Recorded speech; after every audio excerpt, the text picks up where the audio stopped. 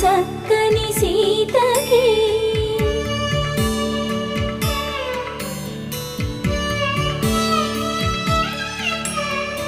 ఎర్ర జాబిలి చేయి రాముడేడని అడుగుతుంటే చూడలేదని పెదవి చెప్పే చెప్పలేమని కనులు చెప్పే నల్ల పూసైన